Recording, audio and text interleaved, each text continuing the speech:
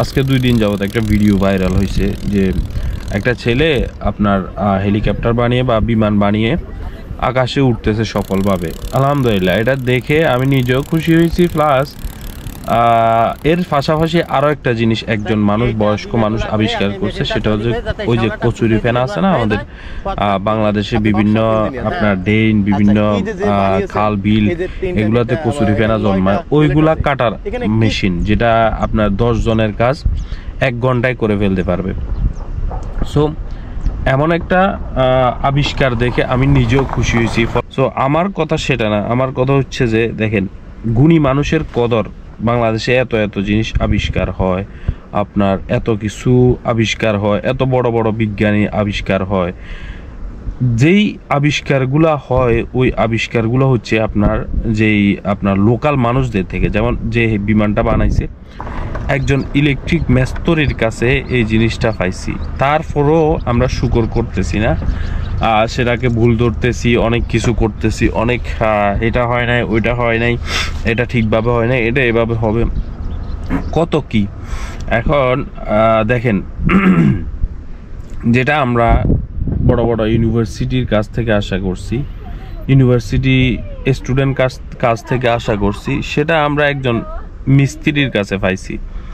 আলহামদুলিল্লাহ, যে এই কচুরি ফেনা কাটতেছে একজন বয়স বৃদ্ধ লোক, সে মানে এই জিনিসগুলো আমরা আধুনিক মানুষদের কাছ থেকে পাবো, কিন্তু না, আমরা আগের মানুষদের কাছ থেকে পাইতেছি। তবে একটা জিনিস কি জানেন, আমরা এখনো দুনিয়া থেকে, আমরা এখনো পৃথিবী থেকে, বিভিন্ন দেশ থেকে আমরা এখনো 100 বছর 120 বছর পিছানো। কেন বলতেছি, আমেরিকার একজন বিজ্ঞানী এই বিমানটা 120 বছর আগে আবিষ্কার করে আকাশে উড়াইছিল, তাও ঘন্টার পর ঘন্টা।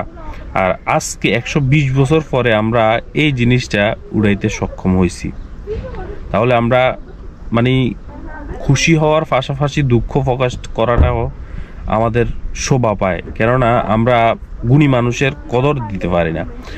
আমাদের বাংলাদেশে যেভাবে মানুষগুলা বা যেই মানুষগুলা জন্ম নেয় ওইগুলাকে আমরা ধরে রাখতে পারি না। যে বড় বড় ইউনিভার্সিটিতে শিক্ষক, বড় বড় ইঞ্জিনিয়ার, বড় বড় যেই হেলিকপ্টার, সেই ইঞ্জিনিয়ারিং জিনিসগুলা তৈরি হয়, ওই মানুষগুলা কিন্তু বাইরের দেশে চলে যায়। আমরা কিন্তু বাইরের দেশের জন্য আমরা এই যে ইঞ্জিনিয়ারগুলা তৈরি করি, আমাদের নিজের দেশের জন্য না।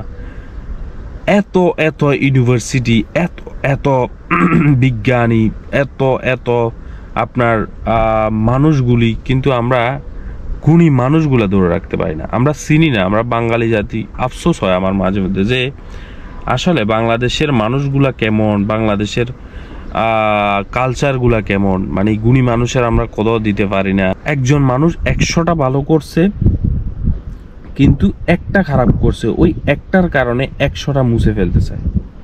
আমাদের বাংলাদেশের মানুষ এমন। গুণী মানুষের যতদিন না কদর বুঝবো ততদিন আমাদের বাংলাদেশ উন্নত হবে না। এই জন্যই আজকে 100 বছর পিছানো আমাদের বাংলাদেশ, 120 বছর। কারণ আমরা ওই যে গুণী মানুষের কদর দিতে পারি না, হয়তো মেরে ফেলি, নয়তো তাকে কোনো না কোনো প্রেশার দিয়ে বাইরের দেশে পাঠাই দিই, নয়তো কোনো না কোনো কারণ দেখিয়ে বা কোনো না কোনো বিষয়বস্তু দেখিয়ে আমরা তাকে নষ্ট করে ফেলি। আচ্ছা, আমরা সবাই মিলে গুণী মানুষের কদর করতে শিখি। যতদিন গুণী মানুষের কদর করতে শিখবো ততদিন থেকে বাংলাদেশ উন্নয়নের পথে হাঁটবে। ভালো থাকবেন সবাই, আল্লাহ হাফিজ।